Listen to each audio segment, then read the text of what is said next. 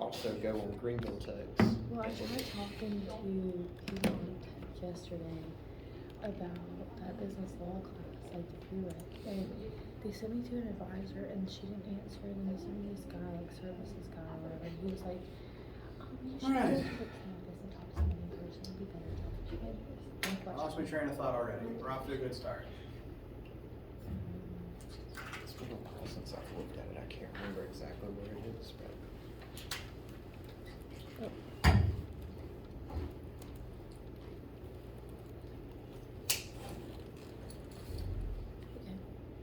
What questions do you guys have before we get started today? Excuse me. So regular lab this week. Yes. The next 2 weeks take home lab. Yes. And then test 2 week is that third week, the 17th through the 21st. Yes. And then review 24th through the 28th. And Review and miscellaneous topics. Gotcha.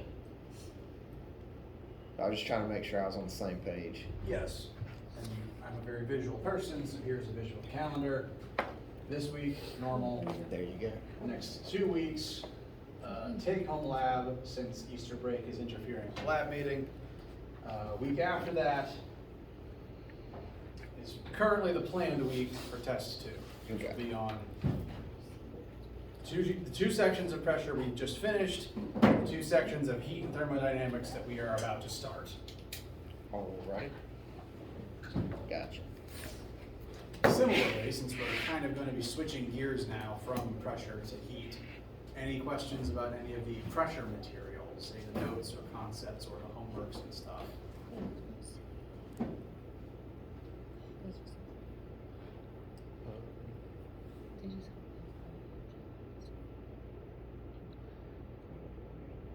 All right. Well, my primary plan for today is to begin looking into heat thermodynamics, talk about main things we're going to focus on, thermal energy, and the temperature values. I think I've already asked this 3 times today, but does anyone need anything before we move on to this new one?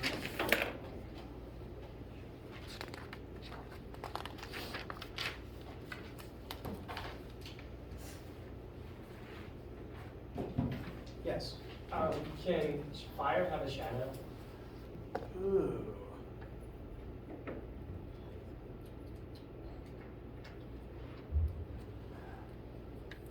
My first thought would be no, because fire, the best definition of what fire is that it is a chemical reaction. A chemical reaction goes on where the wood combusts with oxygen in the air and as a byproduct creates carbon and steam. The flame itself, the third byproduct is thermal energy. And the actual visible flame is literally gas that has been heated to the point where it's now glowing. So actually kind of similar to what you see here. So it's gas, which already doesn't really have a shadow, and it's gas that is itself glowing. So rather than blocking light, it's emitting light. So my first thought would be no. However, thick smoke would obscure light, so maybe the smoke could cause something of a shadow, but given the fact that the fire is itself glowing, I imagine it'd be very hard to tell. That's an excellent question. I've never thought about that. I'm actually going to double check real quick to make sure I didn't say anything to make sure I'm understanding it correctly.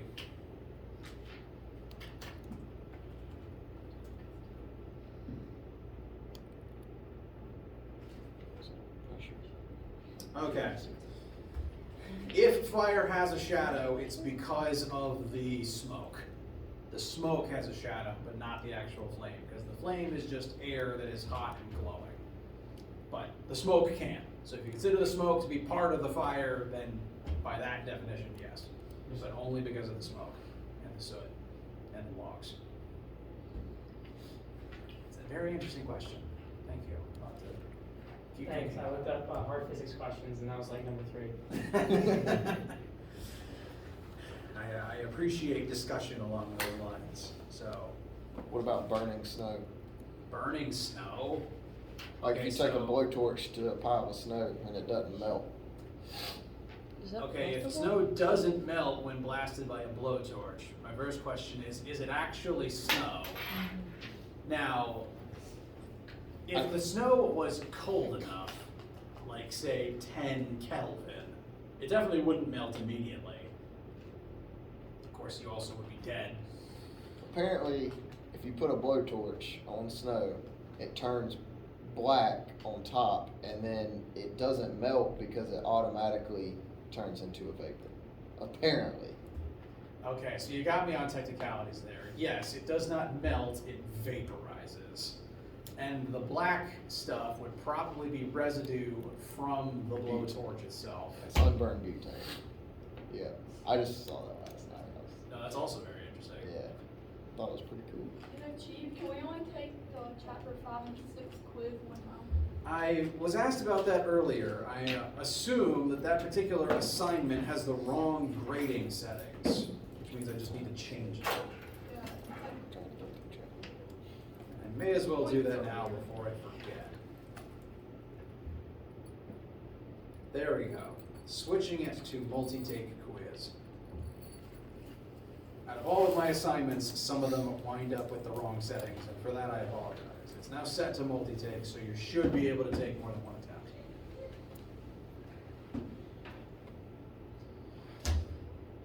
Anything else on your minds? Initially, at least? I actually like the fire questions. They're going to be relevant to the next 2 weeks.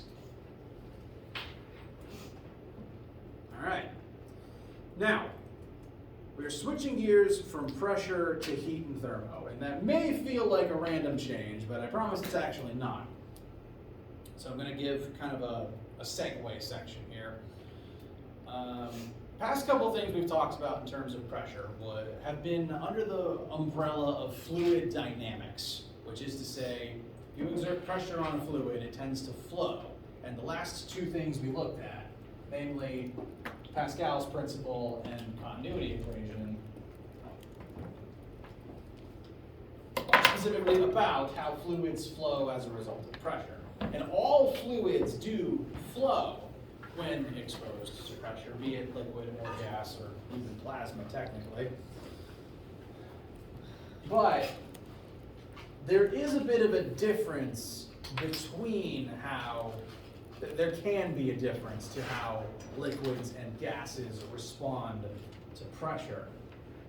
I've mentioned a couple of times that liquids have no definite shape, meaning that they take the shape of their container. It's why they flow and why you can push it out of the narrow side of the lifts a car up machine and it flows over to the bigger side and takes up the shape of that container.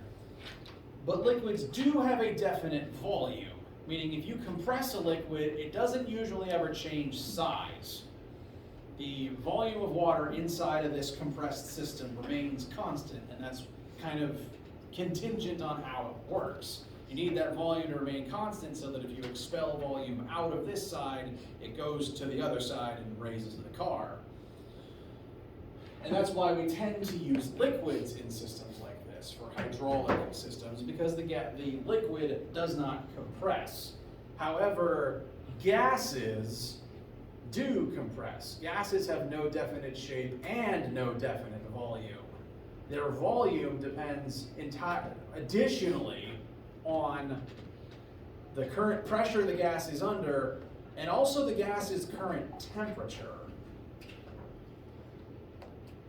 If you've ever had chemistry before, you may have seen this equation, or a similar looking one. PV equals nRT. In chemistry, this is used to show the relationship between the volume of a gas compared to the pressure that's acting on it and also its current temperature.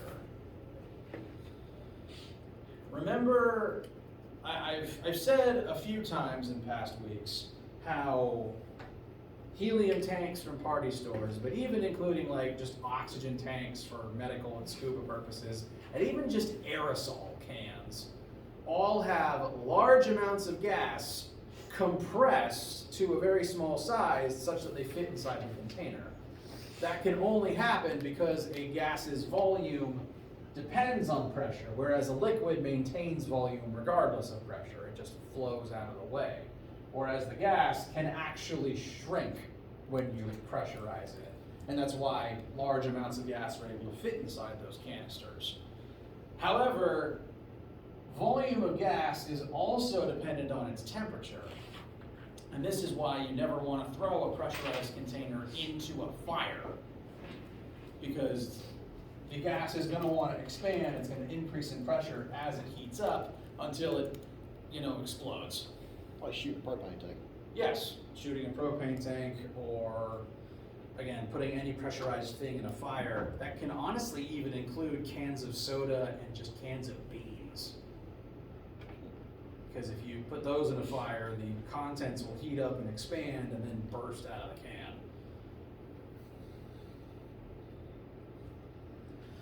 So I bring this up to kind of show how temperature and therefore heat is actually related to pressure and also volume of some materials.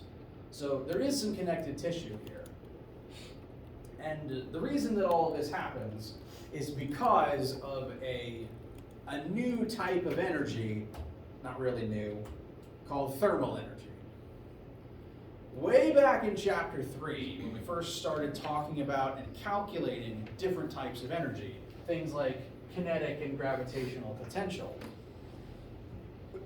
we talked about how energy is an odd, mysterious thing that we can't really see. We just know that atoms, objects can possess energy and do things with it. And these are the two types of energy that we looked into during that unit. If something has kinetic energy, then it's moving. If something has gravitational potential energy, then it could fall.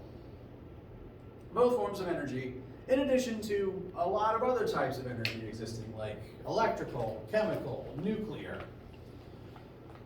There's an additional energy type that I referenced in passing called thermal energy. And even if you've never studied this type of energy before, you deal with it all the time, because thermal energy is what determines the temperature of the world around you. And it's also the type of energy that friction creates.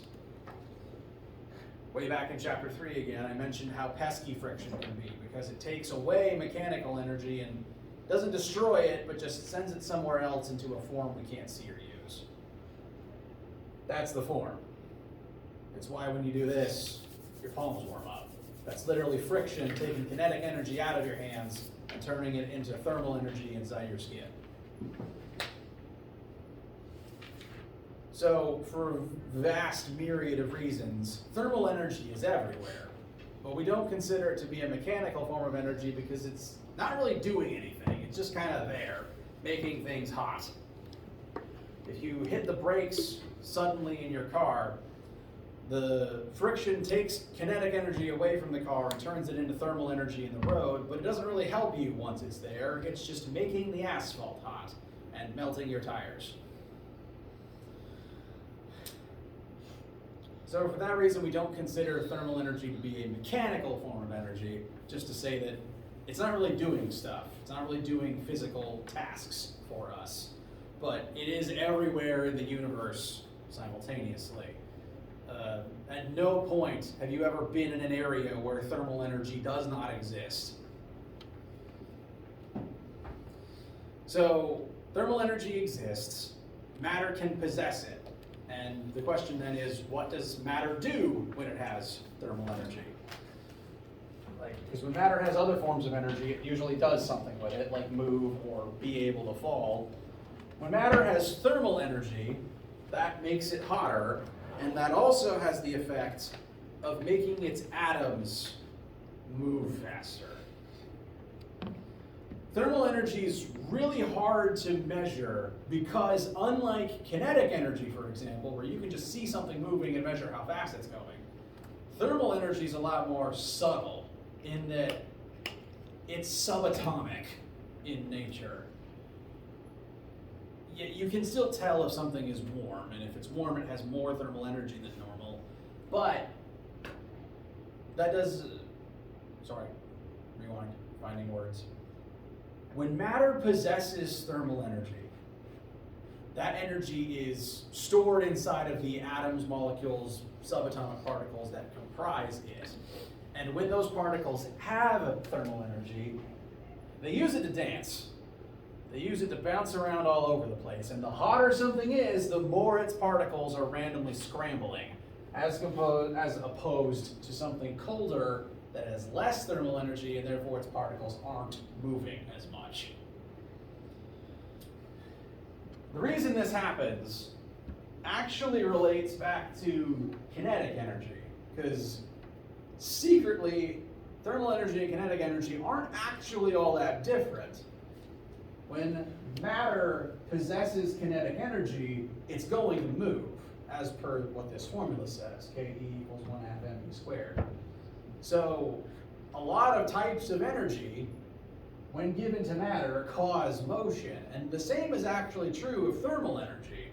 But rather than making all of the atoms of that object move in the same direction, thermal energy makes the atoms of an object move around randomly. So the object doesn't really go anywhere, but its particles are basically vibrating in place. More thermal energy something has, the more they are vibrating, the hotter something feels to the touch. So literally, the hotter you are, the more your own atoms are being scrambled. And this is why you don't want to overheat. Your atoms will scramble and you will melt.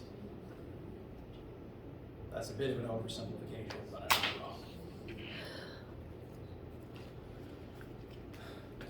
So, when matter has thermal energy, that does heat it up, that does increase its temperature. But subatomically, thermal energy, the best definition of thermal energy is it's a measurement of the random motion of the particles of an object. And the hotter something is, the faster and more randomly those particles move. This actually relates to several phenomena that you've probably noticed in the world around you. One of them is phase change, which is to say the change of solid to liquid to gas. Because when something heats up, its particles start bouncing around more. Rather than just kind of vibrating in place, they literally ricochet off of each other and bounce all throughout the inside of the object. And the hotter something is, the more those particles jump around. It's like they have more kinetic energy, just on the atomic scale. And the hotter these things get, the more they bounce around, and the naturally further away from each other they tend to drift. It might be a little bit subtle in this picture, but notice that this cluster of particles takes up less overall space than this cluster, even though it's the same number of dots.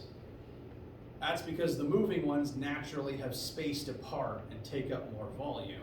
When something has more energy, when a bunch of things have more energy, they tend to bounce around and scramble themselves. Compare this to, say, a class of kindergartners. When they have all been told, all right, sit down for quiet time, and they're all together in one space, they take up comparatively less space of the room to when after lunch they've all had a cookie and are now running all over the place. They take up the whole room and probably spill out of the room. Same number of kids, but they take up more room. A different analogy I would actually compare to a pile of leaves that you've raked up in fall. Because those leaves, when cold, just kind of sit there on their own in a pile, taking up about yay much space. But if you hit them with a leaf blower, suddenly they're all thrown into the air, energized, and the same number of leaves takes up a larger shape. So the more energy things have, thermal energy, the naturally a bigger space its particles tend to take up. And as a result, solids, when heated, the particles drift further apart until they're so far apart, it's not solid anymore. Literally melting, the process of turning solid to liquid, is the particles heating up and getting so far apart that they cannot maintain a solid shape anymore, and it oozes into a liquid. Likewise, if you keep heating up the liquid, its particles are going to get further and further apart until it can't maintain liquid state and they scatter as a gas. This also ties into a more subtle phenomenon that you may or may not have noticed, and that is that things just change size when you heat them up and cool them down. Again, your mileage may vary for how much you've ever noticed this, but the most common scenario where this comes up is jewelry. Because if you have worn rings or really anything that's like pressed against you, like some bracelets, I guess, you may have noticed that it doesn't always feel like it's the same size. And that's because it literally changes size. When the metal gets warmer because it's attached to you, a warm-blooded mammal, it tends to expand. Whereas if you say take it off at night and leave it on a counter where it's now exposed to cold air all night, it shrinks and may be harder to get back on in the morning. Similarly, your own body changes size with temperature. Your finger is not the same size when it's hot or cold. So everything very subtly changes size as you heat up or cool down. This isn't just phase change. This can happen within solid states too. This could represent the distance between the particles of a solid just at two different temperatures. Heating something up will make it bigger, just a question of how noticeable it is. But it does happen, and it's actually one of the things that contributes to cracks in the road. Because the hot asphalt expands when it's hot, crunching into other panels, and then contracts when it's cold. So it's constantly growing and shrinking with the weather, and that literally is going to crack it and wear it out. Sometimes buildings fall because of this. We lost bridges to it for sure. Flooring moves. Sorry? Flooring moves too.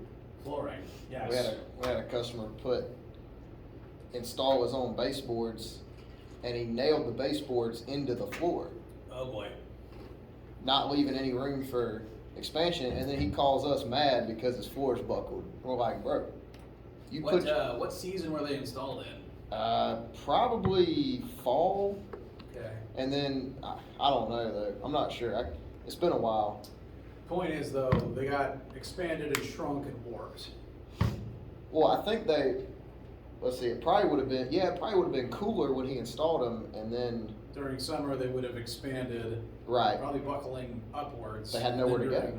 Exactly. And then during the colder months, they'd come back in after they've already been warped to a weirder shape. He's saying the flooring's defective. I'm like, no, you're defective. You put the baseboards in wrong. Like, you can't nail through the flooring, man. It's floating Yeah. for that reason. So, thermal energy, the differing levels of thermal energy, and the weird things that it does to matter are responsible for an odd amount of things in the world around us, actually. And as a result, it's rather important to understand thermal energy, how it works, how it transfers between things. Trouble is, thermal energy is really hard to measure. For normal macro scale kinetic energy, all you need to know is something's mass and how fast it's going, and you know its kinetic energy level. Whereas these buggers are too small and too fast to track. I don't have a microscope good enough anyway.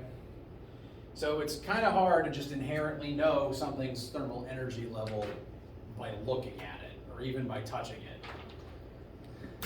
If something is hot, I wouldn't recommend touching it and try to gauge its thermal energy level. Combine that with the fact that humans have no innate sense of thermal energy level, and we've had to develop alternative methods for tracking this sort of thing. And the first method we ever developed was temperature scales. Now, talking about temperature math may seem a bit elementary, but we do kind of need to make sure that the baseline understanding of how the temperature scales work and how they convert between each other is important, so that all the rest of the math we end up doing makes sense. So consider this the review to be able to do everything else, like how at the beginning of the course we had to review conversions and basic algebra to be able to do everything else. Now, temperature scales are kind of weird in that they themselves are still not the best measurement of thermal energy level. Because you can take a large amount of thermal energy, like 100 million joules of thermal energy. And if you pour all this energy into an ice cube, it's going to vaporize immediately. It might even start glowing. But if you take all this energy and dump it into the ocean, you wouldn't notice a difference. So temperature is still not itself a measurement of absolute thermal energy level of a given object. It is an average for the energy level of the particles of that object. If two objects are at the same temperature, it means that if I ripped a random atom out of each of them, they'd be moving at the same speed, or they'd have the same energy level at least. So again, it's an average. It's not an absolute number for what is the energy level of this item. Because like one ball of plasma that fits in my hand would still have less energy than the entirety of the ocean. Just because there's way more ocean than there is matter that can fit in my hand. But it's still, for a long time, it was still our best bet at understanding this sort of thing. And it does still tell us the average, and if two objects have the same average energy level, their temperatures aren't really going to change when they're in contact with each other. That's like trying to average two numbers that are the same. 5 plus 5 divided by 2 is 5.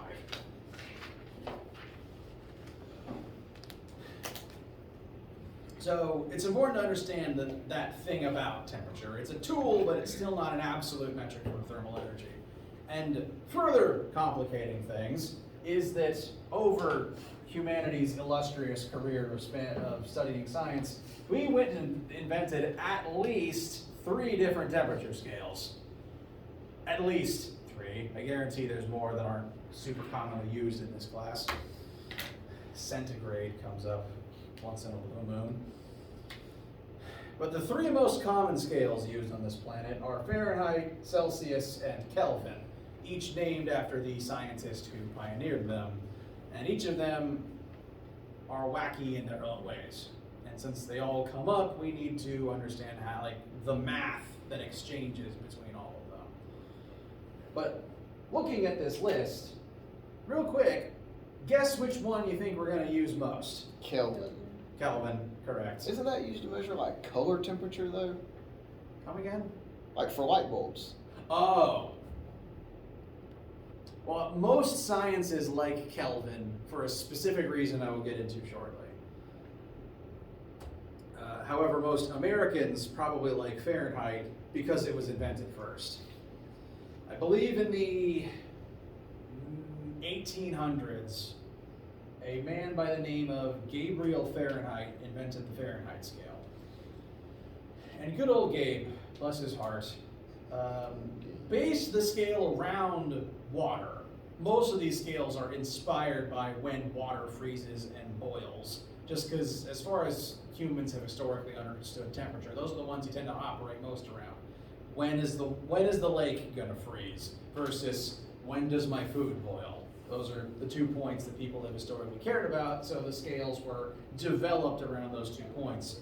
However, poor Gabe set the freezing point of water at 32 and the boiling point at 212, and there's 180 degrees difference between them. So, like the rest of the imperial system that Americans use, the numbers are all kind of random and hard to memorize. But there is a reason for it. There's 2 reasons that I know of for why Fahrenheit is so wonky.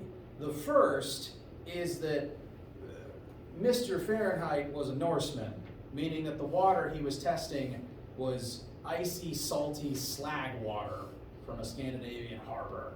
And salt water doesn't freeze at the same temperature as fresh water. So since then, the scale had to be adjusted to fresh water.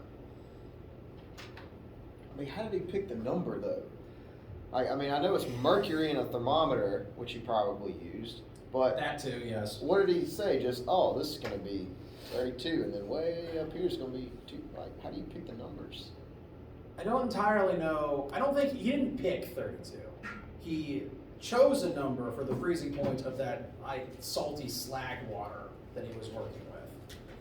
Whether or not he picked 0 or not, I don't actually know. But the reason that 180 is the difference between them is because that was the denomination of units from the top to bottom of the flask he was using. Really? Or possibly of the test thermometer he made. It just, in terms of tick marks, that's just where the number landed. Interesting. So That's pretty cool. the Fahrenheit scale is developed from an odd combination of where it was made and the fact that the person who made it was definitely just like, these are the tools I find, these are the tools I have, it's fine, everything's fine, the world can live with these numbers. And we have. And we have, and we did for like 100 years when Fahrenheit was the only temperature scale. But at some point, a man named Anders Celsius decided, nah, we need a different one. And so like the metric system, which is all base 10 and 100, Anders reset a new temperature scale such that water freezes at 0 and water boils at 100, so that it better matches the scaling of the metric system. This was developed like mid to late 1800s, I think. And for a while, this is what we used, or at least that's what scientists liked to use, because base 10 and the metric scale and all that. And it was based around fresh water rather than, Gabe's icy Scandinavian slush water. Salty. The issue is that it was salty. It wasn't. It's kind of crazy. But even still, Celsius is flawed. Americans hate it for other reasons, but Celsius is flawed because 0 Celsius, the point at which water freezes, is not the coldest temperature in the universe. If I had a chunk of ice in front of you right now, and I asked you, how much thermal energy does this 0 Celsius object have? The correct answer would not be 0 joules of thermal energy, because it can still get colder than that. Negative. Yes, you can hit negative Celsius. You can hit Fahrenheit temperatures below 32. It doesn't happen often in South Carolina, but it does happen. You can be colder than the point at which water freezes. Lots of things are, like the Arctic and solid nitrogen, liquid nitrogen even. That means that whatever the thermal energy level of ice is at 0 Celsius, it still has thermal energy at that temperature in order for it to be able to lose even more. Because you can't have negative thermal energy. That's, as far as we understand, not a thing. So, things still have a lot of thermal energy at this lowest temperature, because you can go into the negatives and you can lose even more. So a third scientist, whose title was Lord Kelvin, that was not the person's given name, took the Celsius scale and literally just shifted it such that the new freezing point of water did correlate to the thermal energy level of the water at that temperature. And then reset the scale so that 0 Kelvin, which would be like in the floor, actually does correspond to no thermal energy left. That is called absolute 0. 0 Kelvin is the temperature absolute 0, the point at which something has no thermal energy inside of it, and its particles are literally frozen. The more thermal energy something has, the more randomly its particles move. If you have no thermal energy, your particles don't move. It's like time is stopped. Absolute 0 does not exist in nature because there's thermal energy everywhere. And even if you're not touching anything, there's light in space making you warmer. So every region of the universe has some amount of energy inside of it. The only places we've created absolute 0 have been artificially in a lab. But for a sense of scale, in Kelvin, water freezes at 273 Kelvin. Absolute 0 is 273 degrees lower than that. The coldest temperature you've ever experienced is still boiling hot in comparison to absolute 0. if you were anywhere near a region of the universe that was absolute zero, you would be insta-turned into an ice sculpture. The coldest thing you've ever handled still pales in comparison to absolute zero. Thankfully, it doesn't actually exist since there's energy everywhere. The closest we've ever come was like holding single molecules in place long enough for their energy level to drop. And even then, as soon as another atom hits it, it warms back up. So maybe that's why they use Kelvin for color temperature. Yes, because, do you mean like the color something glows at? Like Right. stars and stuff? Yeah, or just like light bulbs. Oh, yeah. Yes, Kelvin is the most scientifically accurate temperature scale because it best represents the actual energy level of the thing. Makes sense. At this temperature, it has a lot of thermal energy. At this temperature, it has even more. Is there like a limit to how high Kelvin can go? I suppose hypothetically no, because as long as something exists, you could keep adding energy to it. But at a certain point, its particles are going to be moving so fast, it's just going to tear itself apart, and then you don't really have an object anymore. I suppose you could theoretically pour as much energy as you could into a single particle, but even then, eventually it might rip itself apart. So there may be an upper limit just based on the practicality of when is the thing going to undergo fission, but I don't know what that temperature is. I think that's why black lights are so expensive, because they're like a really high Kelvin. So, you know, like you look at a black light and it's like purple. I don't know why they call it a black light, but. Oh, I remember. We add purple light to it so you can see it. Oh, okay. It's otherwise completely invisible. Oh, okay. That makes sense. And then it goes blue, and then white, and then yellow, and then like orange, which would be a lower Kelvin. Yeah, it goes through Roy G. Biv. Yeah. Well, Vib G. Yor.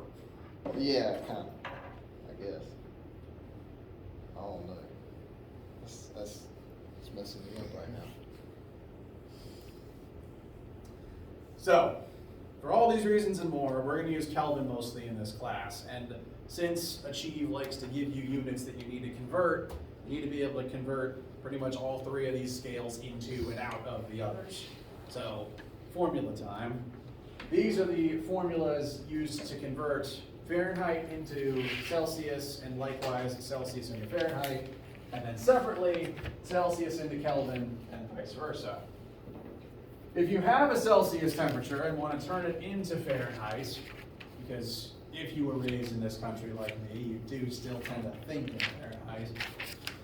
You take the Celsius temperature, multiply it by 9/5, that is a self-contained fraction, and then whatever you get from that, you add 32, because they offset the freezing point from 0 to 32.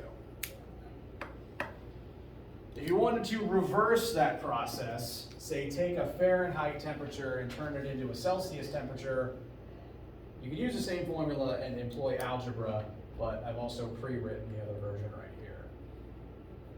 So here, if you have Fahrenheit and want Celsius, subtract 32, and then multiply that result by 5/9.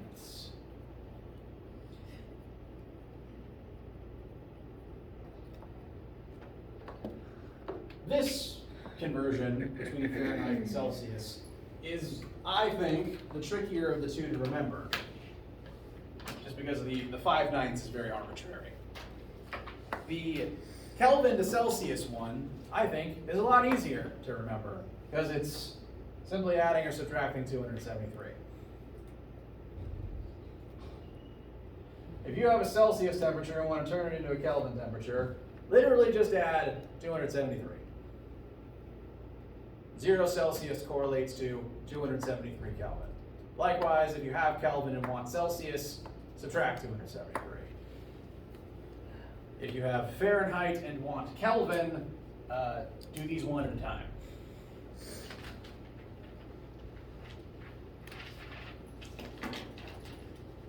Why did it take so long for somebody to come up with Fahrenheit and Celsius and Kelvin? 'Cause I feel I'm like sure there must have been some older system to categorize it. I just don't know what it was. Because I feel like 1800 wasn't that long ago. Like, It in wasn't this in terms sense. of the grand Yeah. history of humanity. Let me check actually, because you're right, there had to be something. Something slightly more sophisticated than, is it snowing? No. Yeah. All right.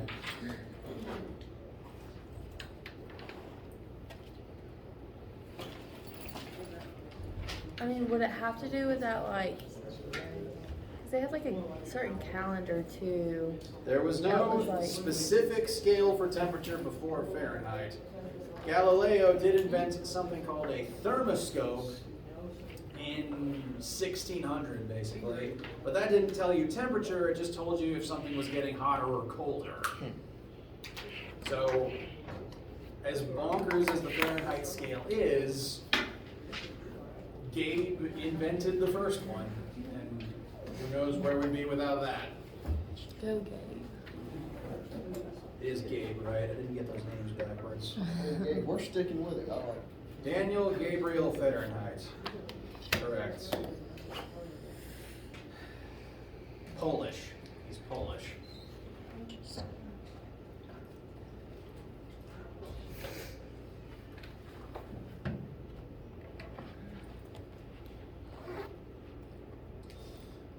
Questions thus far?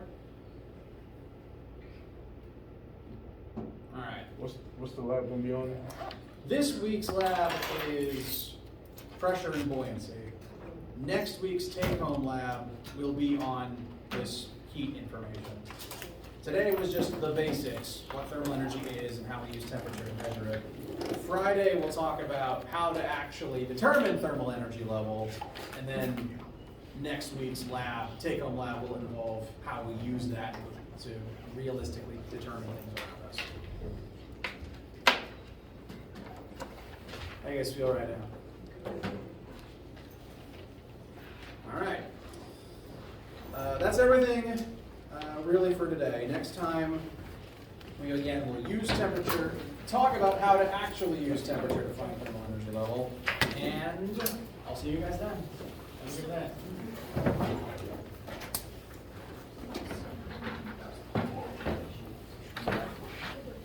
We'll see you in a little bit. See ya. Appreciate it.